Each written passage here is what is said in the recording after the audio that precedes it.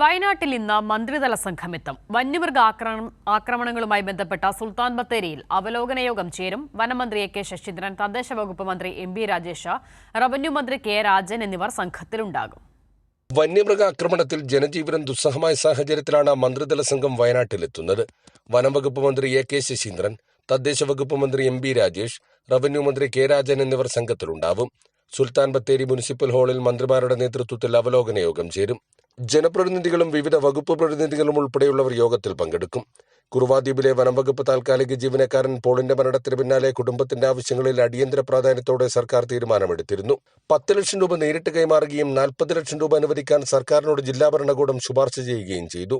ഭാര്യയ്ക്ക് വനംവകുപ്പിൽ സ്ഥിരജോലി നൽകാനും മകളുടെ വിദ്യാഭ്യാസ ചെലവ് ഏറ്റെടുക്കാനും നൽകിയ ശുപാർശയിൽ ഉടൻ തീരുമാനമുണ്ടാകും. മുഖ്യമന്ത്രിയുടെ അധ്യക്ഷതയിൽ ചേർന്ന ഉന്നതതല യോഗത്തിൽ സുപ്രധാന തീരുമാനങ്ങളെടുത്തിരുന്നു. കമാൻഡ് കൺട്രോൾ സെന്റർ ആരംഭിച്ച് പ്രതിരോധ പ്രവർത്തനം ശക്തമാക്കും. CCF റാങ്കിലുള്ള സ്പെഷ്യൽ ഓഫീസറെ നിയമിക്കും. കേരളം, കർണാടകം, തമിഴ്നാട് സർക്കാരുകൾ ഏകോപിപ്പിച്ചുള്ള പ്രവർത്തനത്തിന് സംവിധാനമൊരുക്കി. നഷ്ടപരിഹാരത്തിനായി 11.5 കോടി രൂപ അനുവദിച്ചു. കൂടുതൽ RRT സംഘങ്ങളെയും നിയോഗിക്കും. കൈരളി ന്യൂസ്, വയനാട്.